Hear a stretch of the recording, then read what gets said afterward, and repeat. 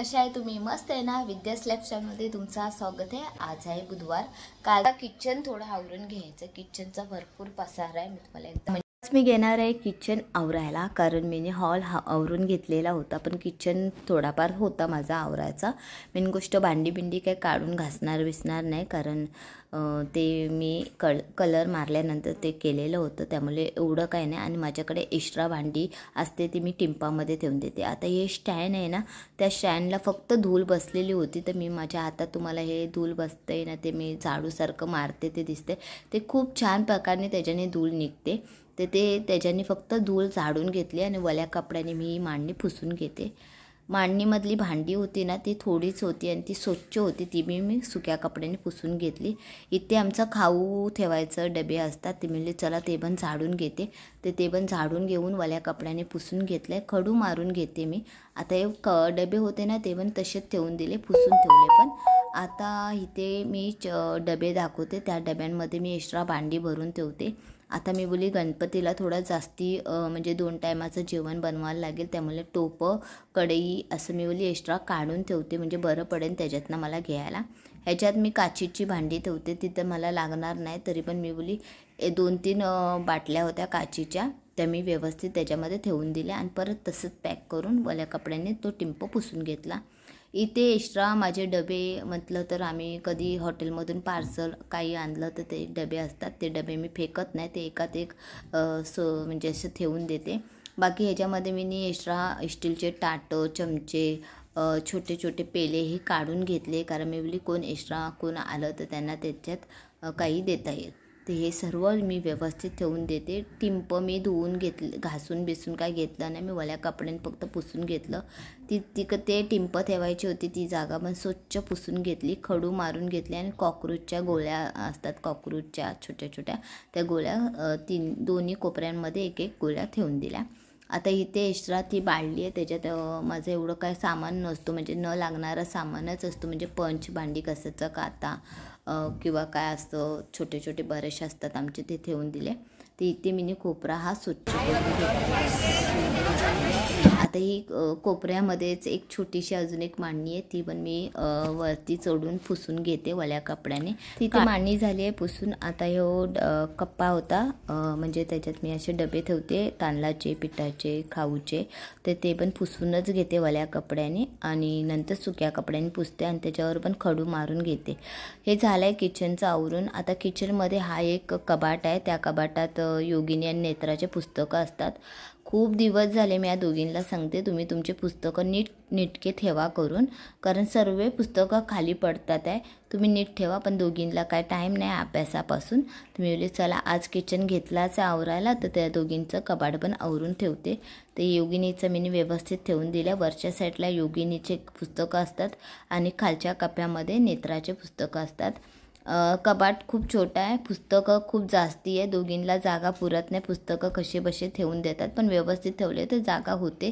दोघींना सांगून काय समजत नाही, पण ते इथे मी एवढा ह्यांच्या कपाटामध्ये कचरा होता, पुस्तकाचे कवर बिवर ते मी सर्व काढून टाकले, बघा एवढा कचरा। इथे चिंदीवाले काका आलेले, जुने कपडे मी चिंदीवाल्याला देऊन टाकले। तर चला आता घरातले कामं झाले आणि रात्रीचे वाजले 8:30। आता मी दादरला जाते, कारण दादरला ह्याच्यासाठी जाते, थोडंफार गणपतीचं सामान घेऊन यायचं आहे, ते आमच्याकडे नाही आहे, मी चला घेऊन येते। आणि आता मी भात लावून घेतला आहे, इथे तिखट आमटी केले आणि ही सकाळचीच भाजी आहे, गरम करून ठेवले। जेवण सर्व झालं आहे, किचन मस्तपैकी आवरून घेतलं आहे। इथे कपडेसुद्धा झाले, नेत्रा आता परत सुकत घालेल आल्यावर, म्हणजे आल्यावर नेत्रा कपडे घालेल सुकत, आणि हे कपडे परत धुवायचे ते मी तिला सांगितलं आहे।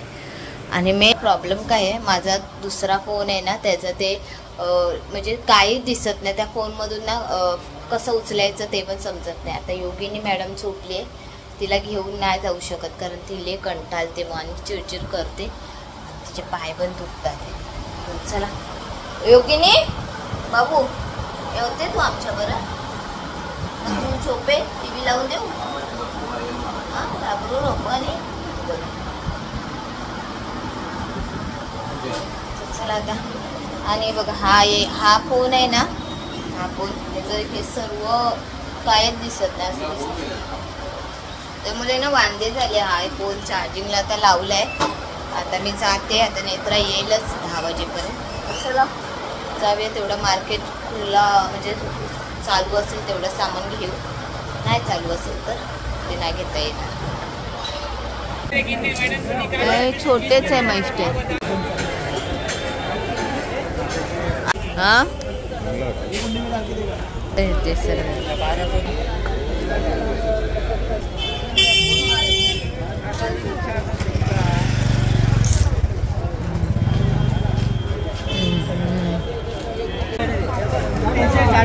सगळे साहित्य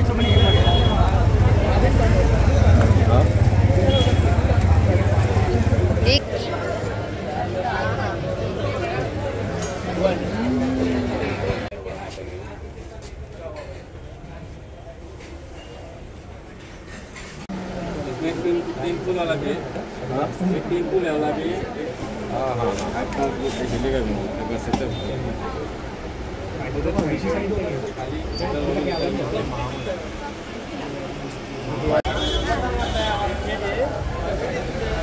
सर्व मार्केट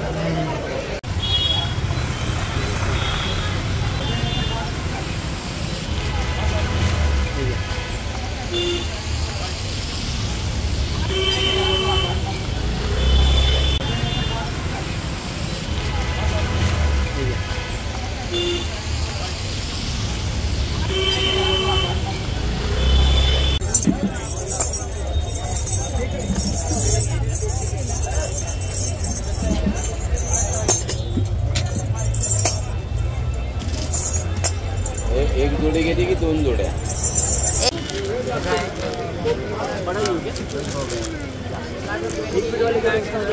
बड़ा है ना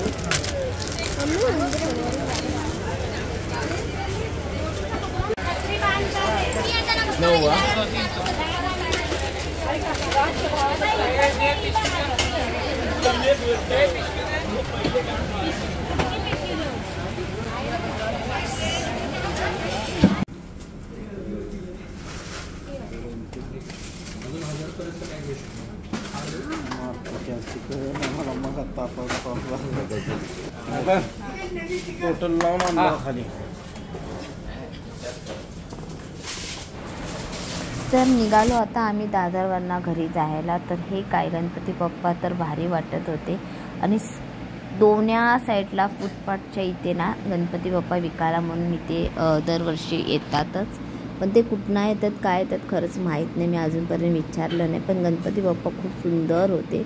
तर हे गणपती बाप्पा आपला कबूतरखाना आहे ना त्या रस्त्याला जातो ना, कबूतरखान्याच्या रस्त्याला, त्या रस्त्याला हे गणपती बाप्पा असतात फुटपाथच्या इथे. तर गणपती बाप्पा खूप सुंदर. आणि तर चला आता मी आली दादरवरला. आणि दादरला भरपूर गर्दी आहे. एवढी गर्दी आहे ना बाबा रे बाबा. आणि त्याच्यात पाऊस सुद्धा आहे. तर जास्ती काय शूट नाही केलं. तेवढं घेत होती तेवढं शूट करत होती. तर चला आता गणपती बाप्पा आमच्याकडे येतो म्हटलं तर नुसती धावपळ चालू आहे आमची. तर सर्वात पहिला मी तुम्हाला दाखवते मी काय घेऊन आली आहे. तर हे घेऊन आली. ह्याला काय बोलतात माझ्या भाषेत मी सांगू, मी टोपलीच बोलते ह्याला मी. तर हे कशासाठी आणलं आहे ते पण सांगते. हे मी फळं ठेवण्यासाठी आणले. हे मला 100 रुपयाला पडलं. आणि खूप छान आहे. मजबूत आहे. तसं असं नरम बिरम नाही. सुंदर आहे ना. आणि थोडी बाप्पासाठी खरेदी केली. कंटी घेतली बाप्पांना छोटीशी मस्तपैकी. आणि ही मला 200 रुपये.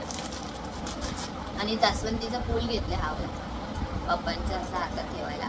तर हा मला 150 रुपयाला पडला.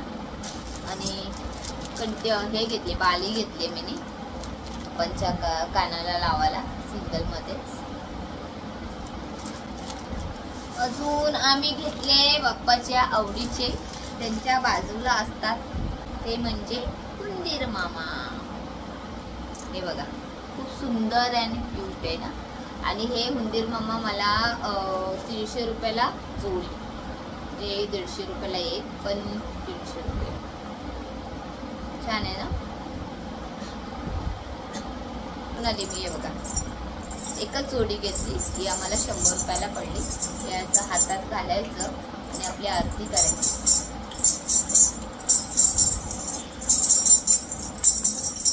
छान आहे ना हे, मला आवडले आणि मला हे घ्यायचे होते कारण इंस्टाग्रामवर ना मी हे बघितलेलं होतं. तर मी बोली घे, दिसले तर घेईल.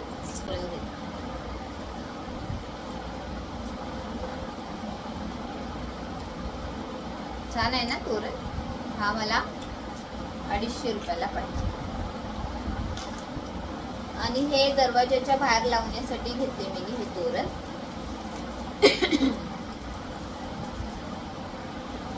हे थोडे मोठे आहे आणि असे थोडे, आणि याचा कलर आहे लालवाला, लाल सफेद. काही काहीला वास येतो पण ह्याला येत नाही. आणि हे बिनी मंदिराच्या माझ्या बाजूला मंदिरच्या इथे लावायला घेतले होते. हे मला 250 रुपयाला पडले. म्हणजे हे दोन्ही मला पडले 500 रुपये जोडी. म्हणजे 2 जोड्या घेतल्या. बाकी मी नाही घेतली. तर हे भीमसिंग कापूरचं जास्तीच मोठा पॅकेट घेतला, अर्धा आहे ना. आणि हे छोटे वात, मोठी वात लागणार. आणि सर्वात जास्त निवेद्य घेऊन आली आहे. 4 बॉक्स घेऊन आले. हे निवेद्य मला लागेल आता 2-2 टॅन लावायला बाप्पांसाठी. अशा 2 जोडी, 1 जोड घेऊन आले, 1 आणि 1. आणि हे आम्हाला कितीला पडले? 600 रुपये जोडी. 300 रुपयाला एक. आम्ही बोलत होतो 500 पर्यंत दे करून, पण तो ऐकत नव्हता. म्हणजे जाऊन दे आता, काय 100 रुपयाला बघत बसायचं. घ्यायचं तर आहे, फुलं ठेवणार कुठे मग. अशी आजची खरेदी झाली आहे. इथेच मी माझा ब्लॉग एंड करते. तुम्हाला माझी आजची शॉपिंग कशी वाटली ती नक्की मला कमेंटमध्ये सांगा. माझा ब्लॉग आवडत असेल तर प्लीज तुम्ही लाईक करा आणि सबस्क्राईब करायला विसरू नका. चला बाय बाय, गुड नाईट.